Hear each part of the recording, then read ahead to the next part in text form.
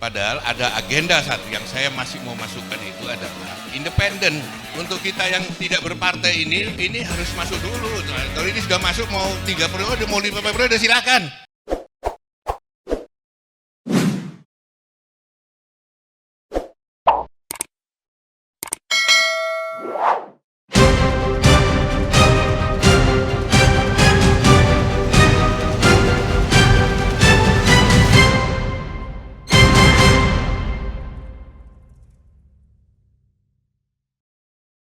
Seperti kata Bu Husnul, dalam politik itu ada 2 jenis modal, Bang Margarito.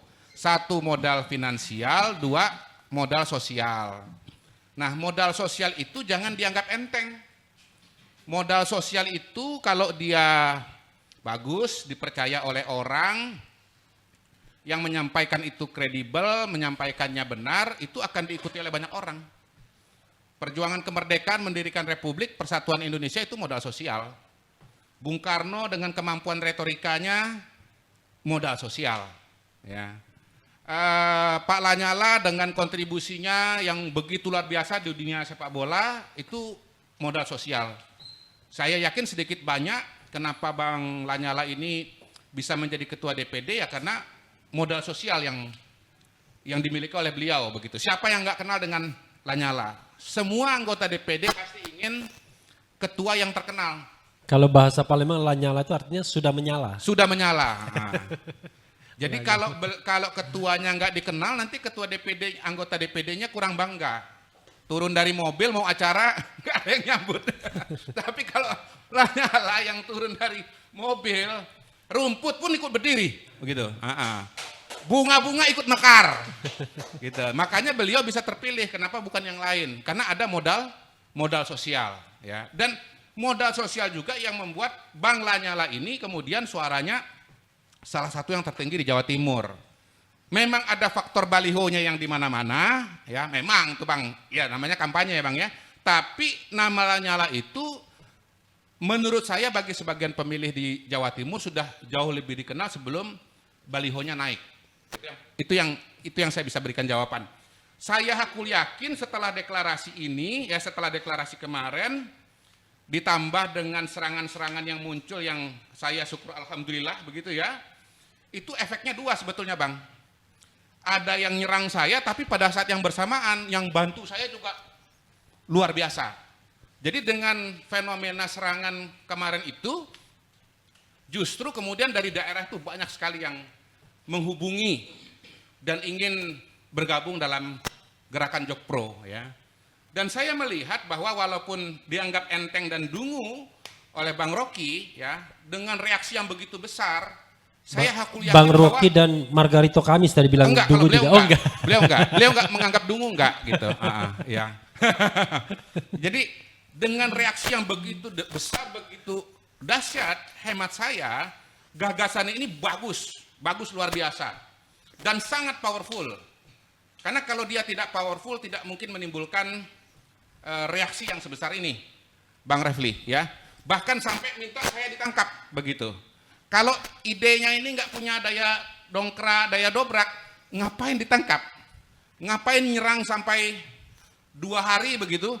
Ngapain dibikin breaking news oleh Bang Refli? Breaking news aja saya lihat tadi baru 1 hari udah 300.000 yang nonton. Nah, itu maksud saya modal sosialnya seorang Kodari jangan dianggap enteng. Loh, iya. Bang Refli mengutip Kodari saja beritanya sampai trending 300.000. Kenapa tidak Kodari saja yang jadi capres gitu kan? Hukum orang lain, Ya, itu soal yang sosialnya lain. luar biasa gitu kan? Itu soal yang lain ya. Yang kedua begini, memang saya itu sering pakai istilah, cenderung lebih sering pakai istilah poliarki Bang, ketimbang demokrasi. Robert Dahl nih ya. Kalau Robert Dahl itu tidak menghadapkan oligarki dengan demokrasi seperti judulnya Bung Refli. Robert Dahl itu menghadapkan oligarki itu dengan poliarki. Apa bedanya oligarki dengan poliarki? Oligarki itu adalah pemerintahan atau kekuasaan oleh sedikit orang. Poliarki adalah kekuasaan atau pemerintahan oleh banyak orang, begitu. Sebetulnya kalau kita bicara realita di lapangan, saya kan orang yang suka realita.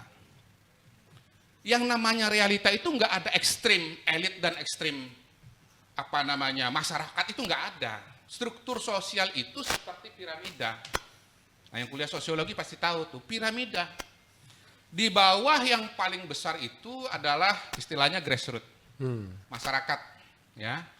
Kemudian di tengah itu kelas menengah terdidik, ya. Kemudian termasuk mungkin media di dalamnya, ya, pedagang kelas menengah. Di atas itu memang sangat sedikit di puncak piramida itu.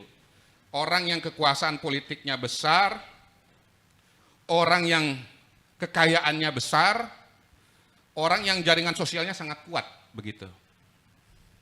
Nah, di ruangan ini kalau pakai piramida itu ada oligarki. Namanya Pak Lanyala Mahmud Mataliti. Harus pakai Mahmud karena mantep. Kalau Lanyala Mataliti kurang. Coba Lanyala Mahmud Mataliti. Ah, kan mantap kan? Abdullah Mahmud Iya. Hendro Priyono. Abang Refli ini adalah elit di puncak di atas. Dengan YouTube-nya 1,4 juta, ya kan, dengan temannya semua yang kalangan elit, itu elit. Jadi, nah cuman elit ini bukan berarti dia bisa bertindak dan bekerja semau-maunya, gitu. Konsep oligarki itu memang enak didengarkan, tapi dalam realitanya tidak sesederhana itu, gitu loh. Oligarki itu sering dipakai karena dia kedengaran heroik, diperhadapkan dengan rakyat kebanyakan. Ya.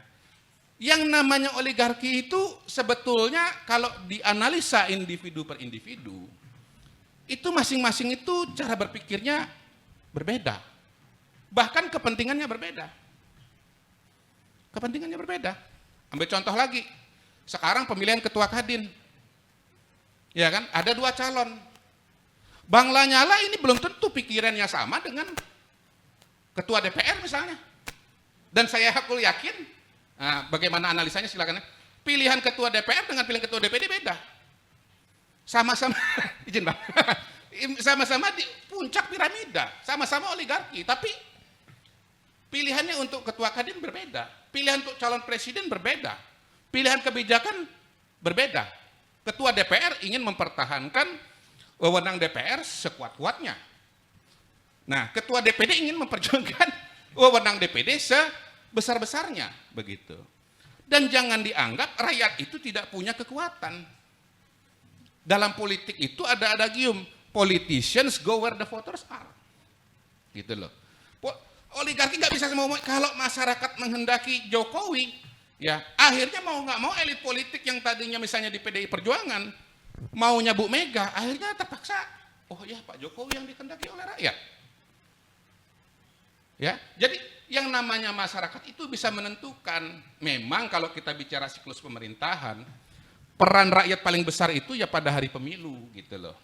Dan mungkin pada peristiwa-peristiwa politik penting, di mana suaranya itu kemudian didengarkan. Dan dalam proses itu memang elit politik itu banyak bekerja, gitu. Tapi kalau mempertentangkan antara elit dengan rakyat sepanjang masa, sepanjang zaman dalam segala kondisi, itu nggak benar. Itu salah, itu misleading. Sama dengan mengatakan yang namanya oligarki itu agendanya satu atau sama. Salah besar. Nah, yang namanya agenda-agenda politik, aspirasi masyarakat, itu dia diperjuangkan bagaimana bisa menarik dukungan yang paling besar, ya, baik dari sesama masyarakat maupun dari elit politik, begitu. Dan tidak semua oligarki itu jahat. Bang Lanyala, itu kalau dipakai kacamata oligarki dengan masyarakat, beliau ini luar biasa. Ketua Kadin, ya kan? Ketua PSSI, ketua DPD, pimpinan pemuda Pancasila. Luar biasa begitu. Tapi apa kita mau mengatakan Bang Lanyala pasti agendanya jahat dan bertentangan dengan masyarakat Indonesia? Enggak. Gitu loh. Jadi menurut saya sih, ya saya mau mengatakan begini. Ya setiap ide, setiap gagasan itu pada dasarnya balik lagi di depan, tergantung perspektifnya apa. Kalau saya, perspektif saya adalah polarisasi. Makanya solusi saya adalah Jokowi Prabowo. Kalau masyarakat atau para elit punya perspektif yang lain, ya nggak apa-apa gitu loh. Tinggal kita bersaing saja untuk mempromosikan ide dan gagasan masing-masing begitu loh. Kita ini, saya itu jadi ketua Kadin dibatasi 2 tahun, dua periode. Ketua umum PSSI dibatasi 2 periode. Semuanya itu serba dibatasi. Iya, Bang. Kemudian yang namanya presiden itu batasannya juga 2 kali. Iya, Bang. Mulai dari mana saja 2 kali sejak reformasi. SBY, Gus Dur semua. Lah sekarang terus kok diusulkan ada 3 periode. Iya, Bang. Padahal ada agenda satu yang saya masih mau masukkan itu adalah independen. Untuk kita yang tidak berpartai ini harus masuk dulu. Nah, kalau ini sudah masuk mau 3 periode, mau 5 periode silakan. Iya, Bang, iya, Bang. Nanti kita Iya, Bang, iya, Bang. kita sama-sama. Iya, Bang. Ah. Saya usul nanti ada yang usul anggota DPR juga maksimal 2 periode saja. Anggota DPD juga 2 periode. Biar silakan masing-masing dengan proposalnya masing-masing gitu. Iya, silakan, tidak ada masalah. Mau DPR, mau DPD, tapi yang jelas presiden dari dulu tuh sudah 2 kali. Jangan terus diperpanjang terus. Oh iya, omong-omong Pak Prabowo itu tahun 2019 pidatonya ingin mengembalikan Undang-Undang Dasar kepada aslinya.